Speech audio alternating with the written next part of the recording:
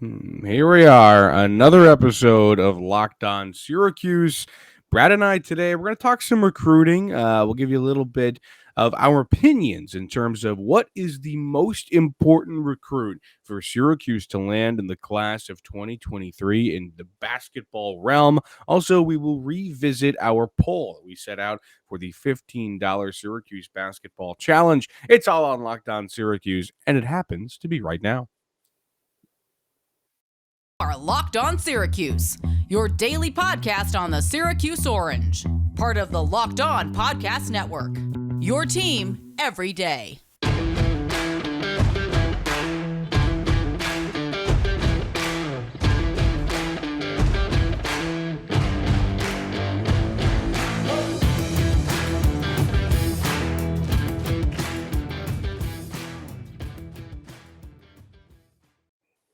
Matt Bonaparte and Brad Klein with you on Wednesday morning. Thank you for making Locked On Syracuse your first listen every day. We are free and available wherever you get your podcast. Brad, how are you in the Alabama morning? It's an earlier morning than the Connecticut morning, so I'll just put it that way. How's that? That's an accurate statement. Yeah. So Syracuse basketball are going after a plethora of recruits in terms of the 2023 offer sheet, and I'll run you down everybody who's been offered by SU. So far, only one point guard, Aiden Holloway from Lalumiere High School. He's the only point guard, a 4-star, 6 foot, 155. Seems a little undersized to me, but probably pretty talented kid. Blue Kane, a shooting guard who's already committed to Georgia Tech, so those hopes and dreams are gone. A few small forwards, Matas Buzelis from Brewster Academy in Wolfboro, New Hampshire. He's a 5-star. His teammate, Reed Ducharme, who Syracuse is getting a little bit closer to every day, it seems, and Gavin Griffiths, who's already said he's going to Rutgers. So, again, dreams are gone. Both power forward prospects have committed. Gigi Jackson to North Carolina, Tafara Gapare to DePaul. And then 4 centers on Syracuse's list: Isaiah Miranda, Ugana Kingsley Onyenzo, Papa Conte, and JP Estrella. All of which Syracuse, I think, have a chance at, some more than others. We'll get into that. And then one combo guard, a 5-star DJ Wagner. Everybody knows his name. He's the number 1 recruit nationally. So definitely, I think it's good to see that Syracuse is putting the number 1 players in the country on their offer sheets. I mean, having DJ Wagner on there, I don't necessarily think Syracuse has a great chance at getting him, but the fact that they even are trying, I think, is a really good sign.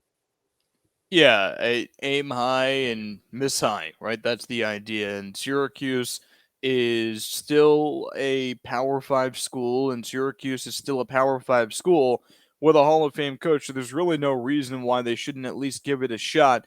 And I feel like they're not going to get a lot of these guys, especially the elite guys that are going to go to the Dukes and the Kansases and the Kentuckys of the world. But there's really no one picking up the phone. So all power to them. Yeah, and only 2 3-stars on this entire list. Everybody else either a 4-star or a 5-star. So I think that question that we asked a few pods ago about whether or not or what puts Syracuse on a trajectory, when are they on a trajectory towards going back to what they were in the early 2010s in terms of recruiting power, I think they're definitely on their way. So Syracuse fans can be pretty pleased about that. So today, Brad and I will be going through the 2023 class, and we'll be talking about which prospects we think are most important for Syracuse to get. Now, this doesn't mean, obviously, the best prospect here is DJ Wagner. I'm not going to say DJ Wagner. I'm trying to take some realism into account and say, of the guys that there's a chance at getting, who is the most important to make a great push for and actually land? So, Brad, would you like me to go first, or do you want to go first? I want Both have you one to guy go in mind. first, Bones. Okay, I can All go first. The guy that I have in mind is 6'11", 210-pound center from South Portland, Maine, JP Estrella. JP Estrella, a guy that I feel like I remember being a little bit higher ranked than a 3-star. And his offer sheet kind of tells me that too, because there aren't any like subpar teams that are really making a push for him. The top two teams in contention for this guy are Duke and Syracuse, which is kind of the reason that I think it's so important for Syracuse to go after him and get him, because a recruiting win over Duke would be pretty massive in my eyes. Syracuse doesn't often beat Duke on the floor these days, but if they could beat them on the recruiting trail, I think that would be incredibly beneficial towards what other recruits see Syracuse as, and saying, all right, they can go out there and hang in with Duke on the recruiting trail and get a guy. So I don't you're saying necessarily that it know would what just those guys are be saying in that room, but I think it would be pretty impressive if they got this guy. And also, I think by the fact that both Duke and Syracuse want him pretty badly, it seems, I think he's probably higher than a 3-star. sure, yeah, and that's not exactly rare. So you're saying that the importance of getting an Estrella is more for the aesthetic of Syracuse beating Duke at something, and in this case, the recruiting trail for a given player. We saw that happen the other way with Kyle Filipowski. You're saying that that's important for the aesthetic and less so for just the blocking of Duke when it comes to Well, actually I playing think them? Well, I was gonna say, I think yes and no. Like, I think that there's definitely both aspects to it, but I do think that the aesthetic is great.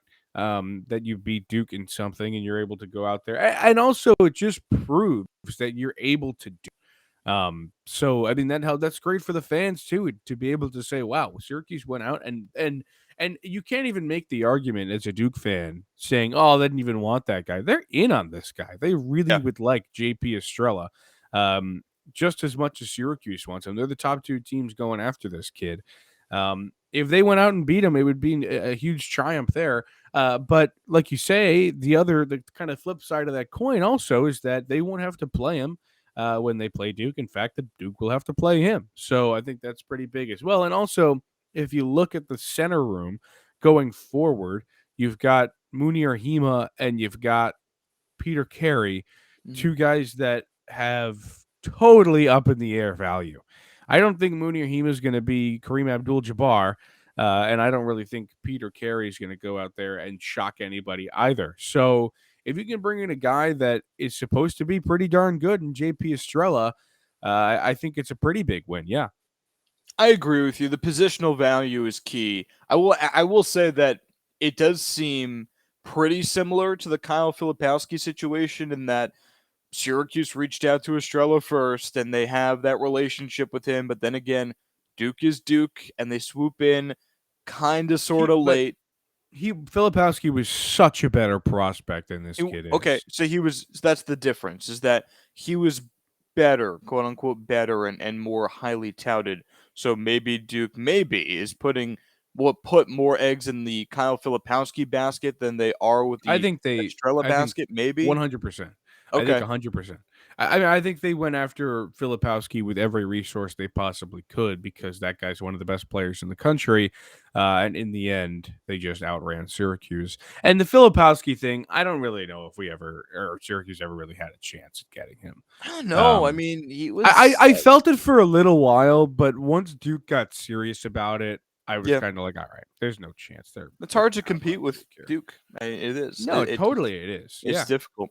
And the But I other think thing is that Filipowski understood what exactly he was getting into, which was John Shire, and that is yeah, attractive because John Shire is a good coach, and John Shire has a very good reputation, and that that's a younger guy that Filipowski can get aboard with over a guy like Jim Boeheim, and that's just the honest truth.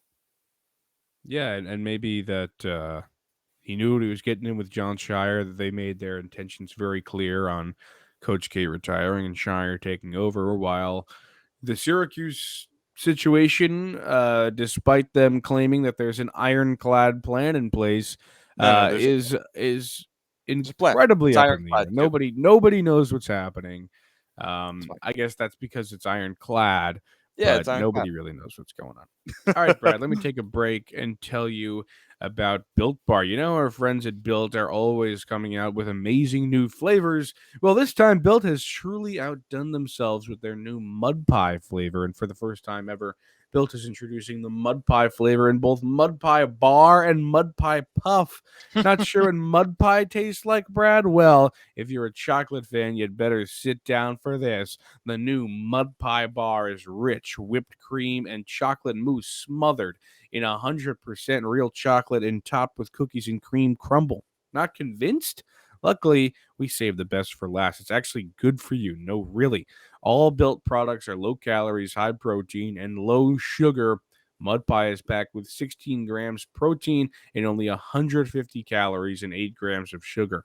It's like your mom baked the most deliciously creamy chocolate mud pie and wrapped it up for you. Just for you, Brad.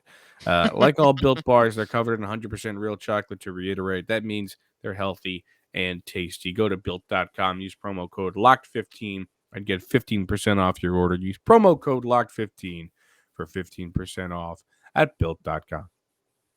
And Bones, one live NBA draft show is not enough for Locked On. The entire NBA channel is going live on NBA draft night. So, if you have a favorite NBA team, make sure you subscribe now to their Locked On YouTube channel so you get notified when they go live on NBA draft night. First of all, I am very proud of you.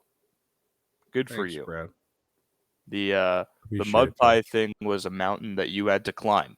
Not one that everyone on the Locked On Podcast Network had to climb, but for you, you had to work on that. So let me ask you this before we get to my pick of most important 2023 recruit for Syracuse. Was that the type of thing that you had to practice, like in the shower, just I going, did not practice it. okay, built I did mud not pies. practice Built anything mud about pies are mud good pies. and tasty and delicious and healthy.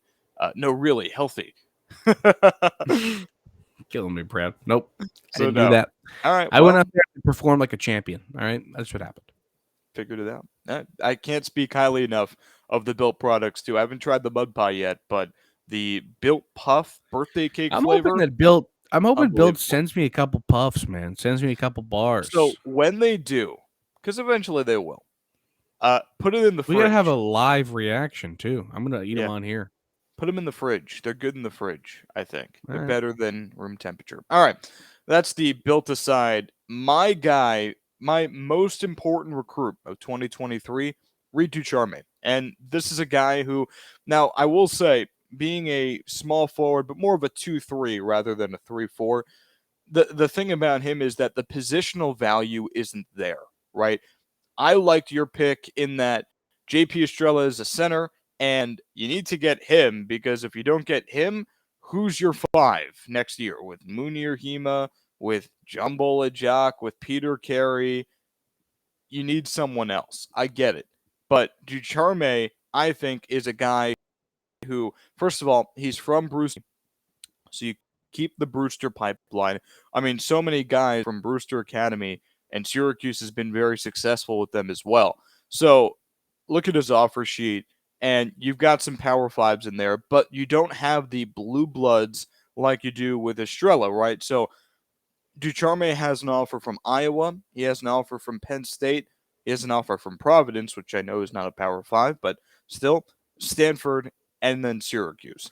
I think Syracuse has a very good chance of getting him, especially because they are the local school in the realm of the powerful offers that he's received.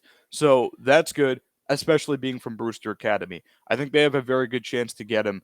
I like his versatility. I think he's a better scorer at the rim than most people think, and he's a strong shooter. And the thing is, he has the versatility to play either at the top of the zone or at the wing, and you don't know what you're going to have. My positional value is still not there with, the centers are going to be a game of musical chairs, but you don't know if Judah Mintz is still going to be there. You don't know how good Justin Taylor is going to be. You don't know if Benny Williams is still going to be there. There are so many different variables with the 2 through 3 position that I feel like you need reinforcements in a really bad way. Yeah, I think talking about the pipeline and how close Brewster Academy is and that whole shtick. I think it's gotta help that Buddy Boeheim came out of there and had such success, right? So I don't know necessarily if Brewster Academy coaches are kind of telling their guys like, hey, if if you want to play college basketball, like Syracuse is likely an option, kind of thing. Yeah. For obviously for the top players. But obviously, you have Ducharme there, and the other guy I mentioned, I can't remember his name right now. Mataz Buzelis. Sorry, that's why I couldn't remember. But both of them on Syracuse's list, both of them from Brewster Academy. There's no coincidence there. And you're right. I think Ducharme is a pretty darn good player, a 4-star right now, 6'4", 165. Maybe gets some meat on the bone there, a couple cheeseburgers, Ducharme. But a guy we'd love to have on the pod, by the way. So if you're listening to this, reach out. I think He's not he listening would to be this. a massive get for Syracuse because he's listed here as a small forward. I don't know if he'd play small forward if he was with Syracuse. Probably be a guard, like you said. Yeah, I'm thinking 2-3 in the way that Justin Taylor is going to be a 2, but he could And kind of how also Buddy play was at 3 times if you too. need to. Yeah, yeah, yeah. But at the end of the day, it really just depends on what Syracuse needs. We've seen that from or rather from Jim Boeheim, pigeonholing players to what he needs from them. Like Frank Howard, not a point guard, but he played point guard because they needed him to play point guard. Same with Joe Girard. Same with Tyler Lydon playing so much center. So you look at the position, and Jim Boeheim isn't going to say, well, we can't play Ducharme at the 3. He's got to be a shooting guard. No, that's not what's going to happen. So who knows? I mean, at that point, Justin Taylor is probably more likely to shift over. And this is without seeing him play a lick of college basketball, but he's going to be a little bit bigger and more experienced. So he's probably more likely to go to the wing of the zone. So but that's an aside. I just think they need to go get this guy because you can never have too much talent and too much depth. And the honest truth is, I don't think they're going to even have that much of it after this season because someone's going to transfer and someone's going to go pro. And then there are a bunch of other guys that have a bunch of other variables. Not to mention, we have no idea what these guys are going to be. I mean, let's be honest. We all think that Benny Williams is going to be better this year, but he was bad last year. So what if, and maybe I'm just being paranoid, but what if he's bad next year? He could What be. happens? He could be. He I'm not he saying totally he could be. will. I'm not saying he But he will, could be. He but could we'd be show up lying and be to the same player. ourselves. We'd be lying to ourselves if we didn't acknowledge that that is a distinct possibility. That Benny Williams is a borderline bust and he's not that good. And if that's true, then you're going to be asking way more of Chris Bunch and of Justin Taylor, and all of a sudden your guards are not that deep because Taylor's going to be more of a forward out of necessity. So you need to go get a guy like Reed Ducharme. Yeah, no, I like that point from you. I think you're right about that. But what I was thinking about while you were saying all that is, isn't it sad that we're at this point where it's like, all right, one guy's going to transfer? Like, But it's true. With the I'm not portal, saying it's not true. I'm saying it is true, and I think that Syracuse has just become like you get there and you're like, oh my god, this stinks, and you leave. but it's So not just Syracuse. It's not the only. well, I think I saw a statistic. It's like them in Wisconsin have like 9 transfers in the last 2 years or something, Okay. 3 years, Wow. which is kind of absurd. Yeah. I can't remember the exact statistic, but Syracuse and I think Wisconsin are close to Syracuse, maybe not the exact same number. Are those two schools are high and away, far and away, the most transferred out of schools in the country. That's Um, interesting. I don't want to say this is why, but this is my instinct. It's just the zone, right? I mean, and that's silly because people know that what I they're don't getting into, think or at least they should when they come to Syracuse, but it's such a distinct system. And if people don't think that they fit perfectly in it, they might leave. Frank Anselm transferred because of the zone. I think See, Frank I Anselm actually might transferred. disagree with you on that. Dude, no way. I think Frank Anselm transferred because in every single press conference, Jim Boeheim just clamored him about how he doesn't know how to jump. So, okay, and now we're getting a little off topic, but I think it's important too. I'm not saying that Frank Anselm said, "All right, I don't want to play the zone anymore," but He wasn't a bad zone player. He was good. he wasn't especially good. And those He was closeouts in the fine. corner that belonged to the center, Those he ones were bad. never, Those never ones were made bad. those. But he Those were rebounded really important well. plays. He He rebounded rebounded incredibly well. decently, but okay. He had 10 rebound games, 15 rebound games. I feel like anything he did, but he also had games where he really didn't show up. So, Well, he take it was or leave it. playing 10 minutes a lot of the time. He was playing 15 minutes very often. Like All that's right, not a 15 negligible minutes. amount. That's not a negligible amount of basketball. Anyway, I'm not saying that Frank Anselm looked at himself in the mirror one day and said, "I'm not playing the zone ever again." But you think about the press conference beef that Jim Boeheim had with him. It A wasn't lot of beef. that It's was just rooted. Boeheim beating him down every game. Okay. A lot of that was rooted in Anselm's failure in the zone. And again, it's such a distinct system, and you would think that Anselm I would don't be know, really good man. at it because he's a He never, really but lanky, really athletic player, but it just never worked out. Boeheim never goes into the press conference and says a guy can't play the zone. He just says a guy can't play like defense or a guy He's can't absolutely jump. ripped Anselm for missing I rotations. don't Absolutely. I don't think he's ever said that though. I don't remember him ever being like he missed his rotation in the 2-3 zone. Like I don't think he's ever said that. He's absolutely talked about the corner. Absolutely talked about the corner. 100%. Well, we're getting And so off topic here. well, no, I don't think we are because we're talking about transfers, and that's a key part of recruiting. And Anselm is one of the most recent examples. I think it's an important example. But regardless, okay, fine. Anselm can play the zone, can't play the zone, didn't want to, whatever. He transferred. And that's my little theory as to why. Otherwise, why would they? So whether you agree I with me would or say, not, the hold on. transfers are happening. Now that I'm thinking about it, like obviously playing time comes into Yeah. effect for a lot of those guys, but there are guys. Obviously, I don't think you're saying that guys transfer because of the zone every single time, but there are guys who transfer out who play and played well in the zone. Quincy Guerrier was a starter and he was a fine defender. There were we were never clamoring Quincy Guerrier saying he can't play the zone. That really never happened. He was a good defender. Um, I think that guy just hated Syracuse. I don't think he liked playing for Jim Boeheim. I don't think he liked playing at SU. He left. Well, let's and Robert I'm sorry to Braswell, cut you another off, guy. but let's think about a guy like Guerrier for 2 seconds, and then I'll let you finish your point. Guerrier had pro aspirations, right? The zone doesn't help you there. It just doesn't. So, Okay, but you can't tell me guys don't go to the NBA. no, I'm not saying guys don't go to the NBA, but you can't tell me that the zone doesn't dent their draft stock because there's an apprehension that they actually can't defend man to man. I don't know, That man. is absolutely a stigma about It Syracuse is, basketball. but I don't know how much it hurts. I don't think guys are leaving you off draft boards because you played the 2-3 zone. I don't think that's true.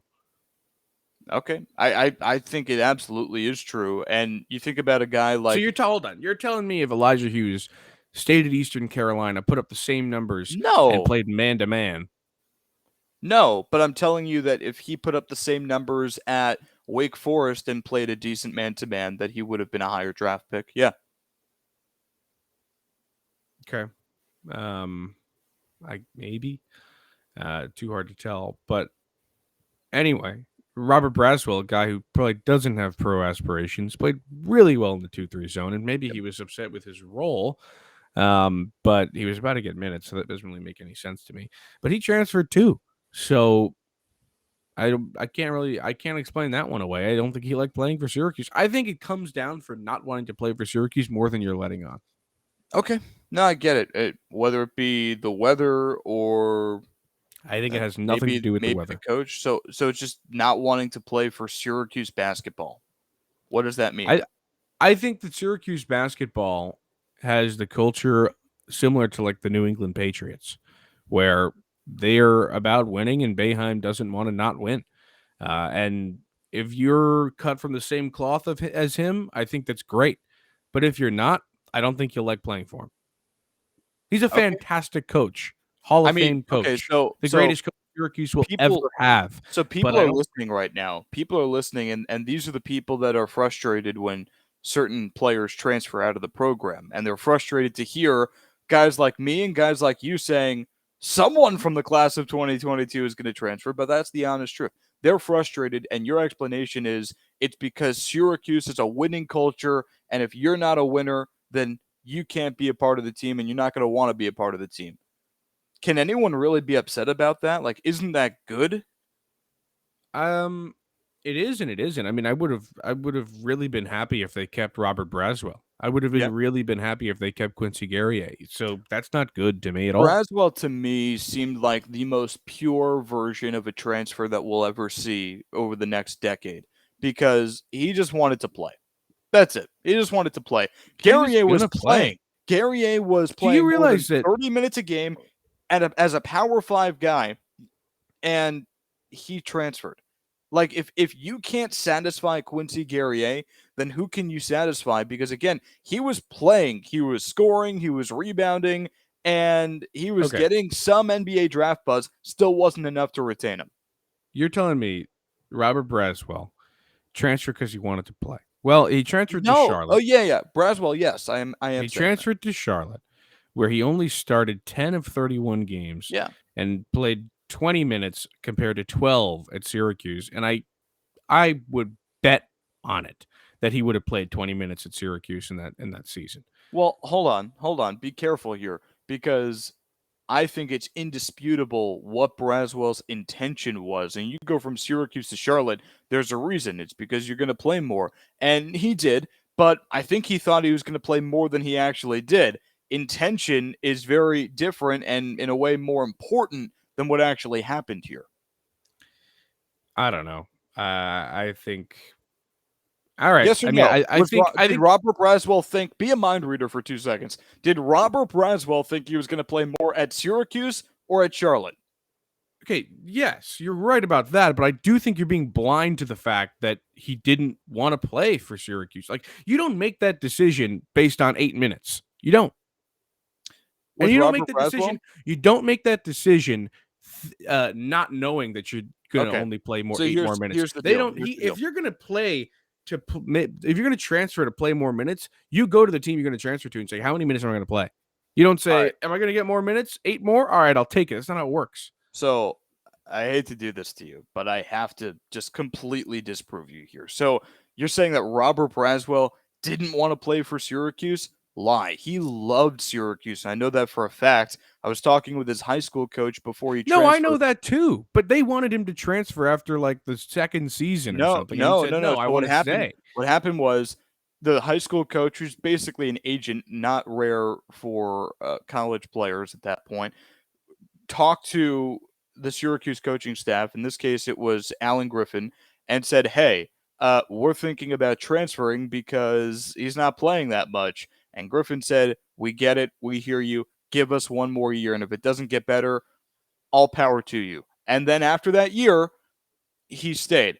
But the conversation was Robert loves Syracuse. Robert wants to be here. Make him want to be here even more. He stayed longer because he liked Syracuse. So don't give me that he didn't want to play for Syracuse. He just wanted to play more. There are other guys who So did you're not want telling to play me, for Syracuse. Quincy Guerrier is a prime example. But don't so you, throw hold on. Robert You're Braswell's name telling into me he this. just botched Who? Braswell? You're telling me he just Yes, went to he his school? botched because he wanted to play more and he didn't play more. It's a botch. It happens. You mean to tell me that Jalen Carey didn't botch? You mean to tell me that Oh Bryson no, Godine didn't botch? well, you're telling me Jason Jalen Carey went because didn't go because he didn't like Syracuse. I think he hated playing for Boeheim. Well, okay, but we can't just be throwing this out, especially I haven't talked to anyone in the Jalen Carey circle, but I know for a fact that what you said about Robert Braswell not wanting to play for Syracuse is Well, hold false. on, hold on, hold on, hold on, hold on. I didn't say anything definitively. I'm just saying I think totally he left because he wanted to play more minutes. I think that's 100% true, but I think you have to say that there's a little bit of he didn't necessarily like the situation. Well, what's the situation? The playing time. It's not the school. He had nothing. The only problem, 100%, was that he wanted to play more than he was playing at Syracuse. That's it. All That right, he is the botched. most pure reason to transfer, and I have no ill will to that. I mean, all power to you. I understand. No one in high school says, "Oh yeah, when I get to college, I'm going to be a reserve." And then one day, the starter is going to be playing Walk-ons very do. poorly, and then I'm going to come in and play only moderately better. Yeah, that's going to be me. No, everyone wants to start. Everyone wants to be a star. Everyone wants to hit the last shot at the end of the second half, going into overtime, whatever. That's what Braswell wanted, and that's not what he got at Charlotte. It's not what he got at Syracuse. And you know what? Not everyone gets that. But Braswell went and tried to find it, and you can't blame him for that. Syracuse fans should I have guess it no just ill will doesn't for make that. sense. Like, I guess it is at the end of the day, he just botched, but it just doesn't make any sense to me because he was gonna play more minutes. Like he would have if he If just he wanted stayed. to start, he wanted to start. Botch from He him. wanted to Huge start. botch. He wanted to score more. His role at Syracuse, even Only if he was going started to play 10 more, games. I know it's a botch, but I'm saying it's a botch. even if he was going to play more minutes at Syracuse, like let's say he was going to play 25 minutes, which was probably too high, but I'm just giving him a few extra minutes, okay? Bear with me.